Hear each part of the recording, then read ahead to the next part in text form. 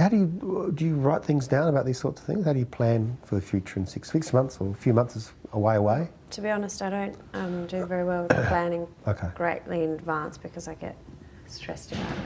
I do. I know all about planning in advance. Okay. And I think that's one of the problems. Right.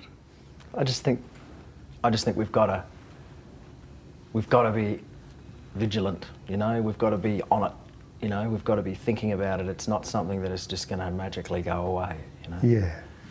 And we can't sit back on it either because it'll just. Oh yeah, but that's not really what I.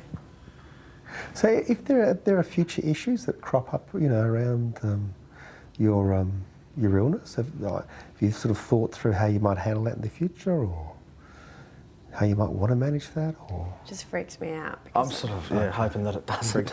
Yeah. Sort of hoping it doesn't. Okay. I think it freaks us all out. You know. Yeah. I don't know. When I think about my illness in the future, I think about it being bad. It being bad. Worse. I don't. Okay. Yeah. Yeah. I like to. I mean, I would hope that it won't ever be as bad as it was when I had Jason. But Sure. if something major was to happen, I might fall back into that, and that's terrifying. And so I try not to. But you would tell somebody. You'd be able to. We've got things in place now. I think more things in place. Yeah. I would hope that you sort of wouldn't get to. Well, yeah, I would hope that too. Yeah, but you know, like I don't know. I just don't know whether it's worth me thinking too far into the future. I don't know. I just don't. It seems to bother me. So I'm kind of aware.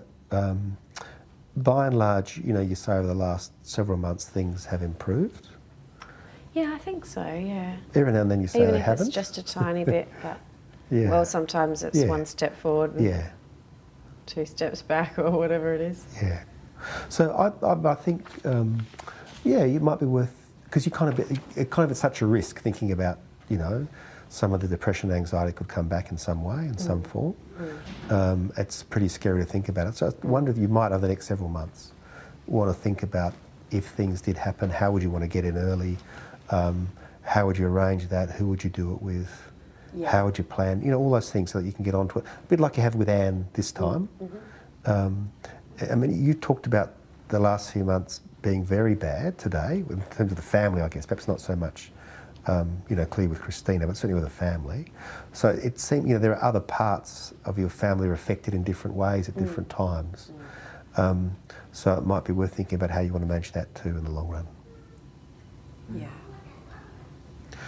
All right. Well, it's been a real pleasure working with you. Thanks so much. That's all right. And you know, Anne will be available to you, and your GP and others. Yeah. And I'll be available on the phone if you need me. Oh, thanks. All right. Oh, that's great. And we might make an appointment for about 6 months' time. Okay. Okay. Yeah. Good. Thanks, Doc. Great.